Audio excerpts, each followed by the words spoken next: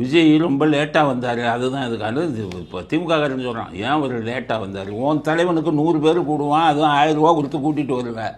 உன் தலைவன் பையனுக்கும் 100 பேர் தான் வருவான், 1000 ரூபா போட்டு கூட்டிகிட்டு வருவேன். நீ சொன்ன நேரத்துக்கு வருவேன். அவருக்கு ஆயிரக்கணக்கான கூட்டம் 40,000 50,000ன்னு கூட்டினா ஒவ்வொரு இடத்துலையும் தாமதம் வரத்தானே செய்யும்.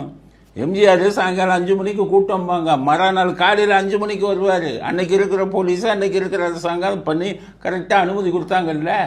வெக்கமா இல்லையா? அப்போ போலீஸ் அவனுக்கு ஃபோன் பண்ணி, சார் கூட்டம் அதிகம் இருக்குது, இங்கே வராதிங்கன்னு சொல்கிறாங்களாம். ஒரு நியூஸ் வந்திருக்கு.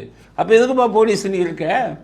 மகாமகம் தெரியுமா? கும்பமேளா 45 கோடி பேர் வந்தான், 30 பேர் செத்தான். 45 கோடி பேர் வந்ததுக்கு நீங்கள் உங்கள் கையிலலாம் 45 கோடி வச்சுருந்தா எல்லாத்தையும் 45 கோடியும் காலி பண்ணியிருப்பீங்க. செக்யூரிட்டினா என்னன்னு தெரியலையே, க்ரௌடு மேனேஜ்மெண்ட்னா என்னென்னு போலீஸ்க்கு உனக்குன்னா எப்படி ட்ரைனிங் கொடுத்தாங்களா ஒழுங்கா? இல்லை ஸ்டாலினுக்கு பயந்துக்கிட்டு சொல்கிறீங்களா? வரக்கூடாதுன்னு சொல்கிறதுக்கு நீ யாருப்பா? போலீஸ்கிட்ட முதல்ல தேவை நடுநிலைமை. இப்படியே உட்காந்து பேசுவீங்க ஒரு ஆள்கிட்ட. அதனால் அவங்க அதை சொல்கிறாங்க. என்னென்னா அது அவர் மேலே தப்பு, லேட்டாக வந்தார், கூட்டம் இருந்தால் லேட்டாக தான். உங்கள் ஆள் ஸ்டாலின்னா 1/2 மணி நேரத்தில் வந்துடலாம், உதயநிதினா 1/4 மணி நேரத்தில் வந்துடலாம். அவங்களுக்கு அப்படி தானே கூடும்.